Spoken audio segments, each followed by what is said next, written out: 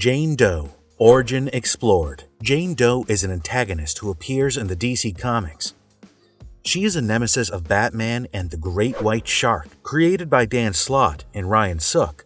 She made her appearance for the first time in Arkham Asylum, Living Hell No. 1. The term Jane Doe refers to a nameless person. It is the name given to someone with absolutely no identity at all. The Jane Doe in the comics reflects this exact trait, as she does not have an identity of herself and needs to emulate that of others. She appeared in the final season of the live-action television series Gotham as Jane Cartwright. Her character was portrayed by Sarah Pidgeon. Here, Jane Cartwright is subjected to shape-shifting experiments by Hugo Strange, turning into Jane Doe. However, her character is far more sinister and creepier than its original portrayal. Jane Doe is a serial killer who observes her targets and completely morphs herself into them. She is completely damaged and broken from within, which is why she needs to turn into someone to cope with her life. She is severely traumatized, but as of now, we know nothing about her childhood, which is something that several fans are curious to know about.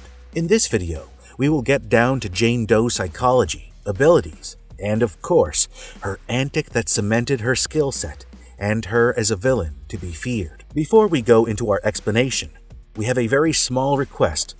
If you like our content, please support us by subscribing to our channel. This is a small click for you, but for us, it means a lot. Thank you. Let's begin.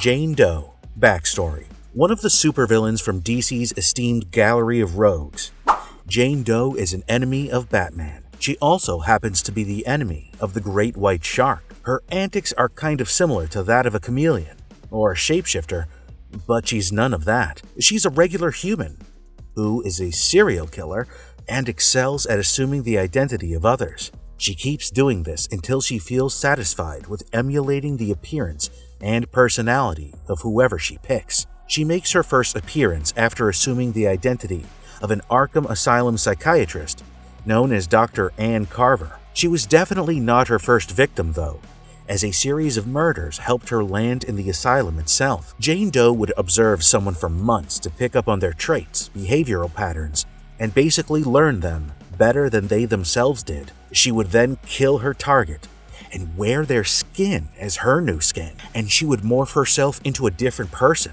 With this ability, she was able to outwit the Gotham City Police Department and even Batman for quite some time until her luck finally ran out. After the murder cases committed by her stacked up, Batman was able to procure enough proof to get Jane Doe. He then brought her to Arkham Asylum himself, but things didn't stay that simple. In the asylum, Jane Doe was entrusted to the doctor we just spoke of, Ann Carver, the chief psychiatrist. Batman hoped for her to get cured, which is obviously not likely. Jane Doe would diligently attend her sessions with the doctor. She tried to separate herself from the other patients by being sincere over wanting to get better. Of course, she actually did not want to get better and go straight. She was observing the psychiatrist who was about to be her next victim. After she was done with collecting the information she needed to steal Dr. Ann Carver's identity, she murdered her. She carved the doctor's skin to be her own and became Dr. Ann Carver herself. She could even mold her speaking voice and speech delivery accordingly. The doctor kept the tribal mask in her office. Jane Doe hid her head behind that mask and put the rest of her body in a freezer, hoping to use it in the future if and when required. She was successful at bluffing everyone with her new persona, and no one suspected that something was wrong with the doctor. Not the patients, not the workers and the personnel, not even Aaron Cash, a security guard who was in love with Dr. Carver. However, the thing with Jane Doe is that she needs to keep up the act of morphing into new people, because the parts she has taken from her victims will obviously decay. Since the Ann Carver identity was relatively new, Jane could now take her time in finding the next victim who she would like to become. By the time she makes her first appearance, she is already Dr. Ann Carver. When the billionaire criminal Warren White was brought to Arkham Asylum, Jane Doe found her new target. Poor guy thought that an asylum instead of prison was a benefit for him. Jane realized that Warren lived a life that Jane would love, a billionaire with all the luxury in the world. Well, that's the ideal situation. Within the walls of the asylum, Warren White found himself being terrified. The environment was terrible, and the criminals would often abuse him. He wanted to get out as fast as he could, so he tried to strike a deal with Dr. Ann Carver, or Jane Doe. He decided to bribe her in exchange for being sent to a minimum security prison. Jane had destroyed the paperwork of Dr. Carver to alleviate herself from possible troubles. She also agreed to take Warren White's bribes, albeit half-heartedly. Jeremiah Arkham, or the Second Black Mask, was aware of what Jane was up to. He had his personal grievances against White. Apparently, Jeremiah Arkham lost his pension because of the corrupt business Warren White conducted at his brokerage firm. After gathering the necessary information required to turn into Warren White, Jane Doe commenced her plan. She captured him in a sub-zero temperature cell and locked him in there. She then decided to kill him and steal his funds. However, this plan got foiled by Batman, who was not the only one who had recognized how Dr. Ann Carver wasn't truly herself. He had figured out what went down with Jane Doe and the doctor, and she was eventually exposed and imprisoned for her actions. White also found the body of the real Dr. Ann Carver. Later, Warren became the Great White Shark and became an enemy of Jane Doe, hoping to get his revenge. During the altercation with Batman, he tried to have a dialogue with her. Jane Doe revealed that she felt empty from within, which is why she preferred to steal the identity of others. While the guards tried to take her back to her cell, she had a massive breakdown due to her trauma. As a person, she was completely broken and hollow, a curious case of a woman without a personality of her own. Jane Doe felt like she had no identity of herself, which is why she needed to emulate someone else if she wanted to be happy. For a better understanding of why she behaves this way, let us water down her situation. There are lots of people who have a definitive identity, preferences, likes, and dislikes. They act according to those things. On the other hand, there are people for whom the identity is blurred and reduced.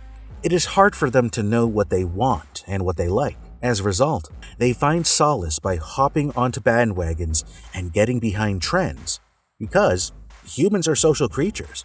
They need to feel like they are a part of something. Being on a bandwagon with others helps achieve that. With Jane Doe, the blurry identity has obviously blown way out of proportion, as she is a fictional character in a world of superheroes, after all. So naturally, instead of wanting to be trendy just like others, she wants to turn into another person to fill that emptiness within her. She needed to steal their lives to compensate for the lack of having her own identity and life. New 52. In the New 52 continuity, Jane Doe's origin story is altered. Here, during her first encounter with Batman, she is seen as someone who is trying to steal the assets of a week-old dead Gotham socialite called Vivian Wenner. Batman tries to get her, but with some help from Wrath, she manages to evade him. Later, Wrath presents Jane Doe with a deal to be a man on the inside for him in the Gotham City Police Department. Jane accepted the offer and went with it. She later captured Harvey Bullock and assumed his identity. Batman met up with him, but realizes that this is not the real Harvey Bullock. Jane Doe ultimately sheds her identity and fights Batman. After being taken down by the psychiatrist Dr. Abigail Wilburn, Bullock's body is found locked in the basement.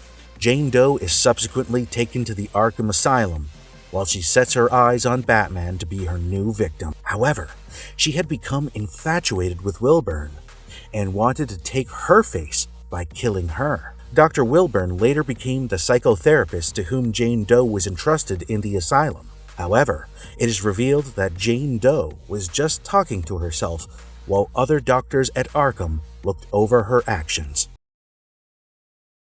What makes Jane Doe so dangerous? Jane Doe's trauma response requires her to assume the identities of others. She can manipulate her voice into becoming like the person who she wants to become. She can mimic their behavior, way of speech, style, and everything. She also assumes their appearance by wearing their skin. She is almost like a shapeshifter, except that she does it all by herself and does not have any crazy superpower. However, as Jane Doe, she has no skin. She is nothing but muscle and tissue. Jane Doe carries a radio so that she can imitate voices better. She also spends a significant amount of time gathering information regarding her victims for the perfect mimicry. She can even emulate the thought patterns of her victims. For example, as Dr. Ann Carver, Jane Doe was aware of Aaron Cash being in love with her or the doctor, but she also knew that Dr. Carver wasn't interested in Cash at all. In fact, she claimed that after Cash lost his hand to Killer Croc, Dr. Carver was disgusted by it and could never love him. She has taken her understanding of human nature on another level. When she assumes the identities of others, she literally blends herself into their skin. With reference to her abilities, she is quite skilled at hand-to-hand combat. She is also excelled when it comes to formulating strategies or psychologically manipulating someone. When it comes to weapons and equipment, Jane Doe carries convenient and easy-to-use weapons such as knives or guns. She is also very resourceful in keeping the severed body parts of her victims. Hate you! Live-action version of Jane Doe in Supergirl. Jane Doe appears in the CW superhero series Supergirl. However, she is not the character she is in the comics. Since the name Jane Doe literally refers to someone who is not identified, the CW show has its storylines with reference to that. Here, Jane Doe is an unidentified woman who was later dubbed as Bizarro by Cat Grant. She was initially a patient of brain trauma. After being transformed by Lord Technologies, she turned into a kind of clone of Supergirl. Being a victim of a brain trauma from a car accident, she spent 2 years in a coma. She had no family to visit her during this time. Later, she was relocated to Lord Technologies, where Maxwell Lord ordered for her to be kept on a drip that had black liquid in it. Joan Johns was the one who found out about Maxwell's interference here, as Jane Doe seemed to have been preserved and altered. In fact, the disappearing black eye drop was used to turn her into a clone of Supergirl, while hating her at the same time. She even intends to kill the Kryptonian super being. As a duplicate of Supergirl, they have similar powers. However, Jane Doe's powers are opposite to that of what Supergirl has. Instead of having freeze breath and heat vision, she has flame breath and shoots beams of cold from her eyes. Apart from this, she has all the abilities possessed by Supergirl. She has super strength, super speed, extreme durability, flight, and is invulnerable more or less. Even the green kryptonite powers her up, but it does disfigure her and make her skin chalky. However, she is vulnerable to the blue kryptonite, which Kara uses to stop her. Jane Doe, or Bizarro, spent several months being brain dead during her period of comatose. As a result, her intellect is stunted, and she speaks in simple phrases like Cookie Monster. As a combatant, she is pretty good with hand-to-hand and close-quarter combat. In fact, she is good enough to land several hits on Supergirl herself. Jane Doe's creepy story and skill set gives rise to a lot of burning questions. Here's to hoping that we will get her childhood origin story soon, because considering how broken she is, that's got to be super intense. What did you think of Jane Doe? Did you enjoy this video? If yes, then don't forget to like and comment on this video. Till then, goodbye and have a nice one.